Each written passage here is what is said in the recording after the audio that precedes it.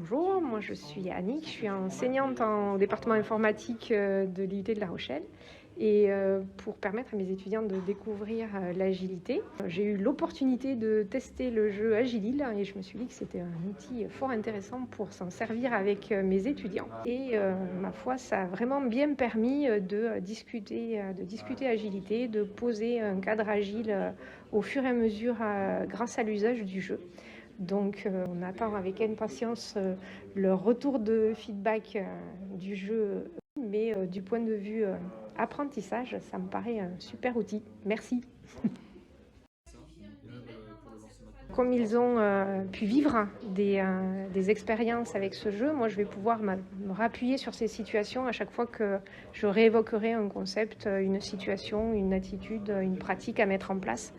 Je sais que ce type de pratique, ça permet d'ancrer plus en mémoire les concepts parce qu'on les rapporte à des choses qu'on a vécues. Alors Arthur, et je suis actuellement donc en licence pro en alternance en développement mobile full stack. Moi Étienne et je suis en formation classique ici en licence pro aussi. Fait au moins 3 semaines. Alors qu'est-ce que vous avez pensé du jeu?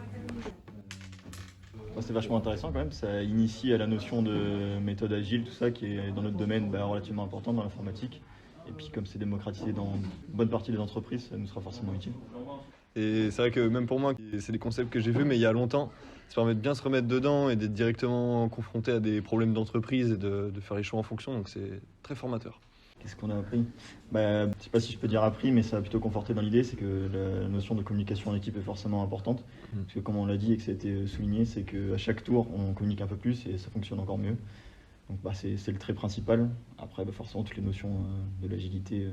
Et tous ces petits temps où on a l'impression de perdre du temps en entreprise sur ce qui est de faire des réunions d'équipe, prendre le temps de faire des feedbacks, que ce soit avec les clients ou dans l'équipe, c'est vachement important en fait au final. Donc top. Voilà, c'est une bonne idée.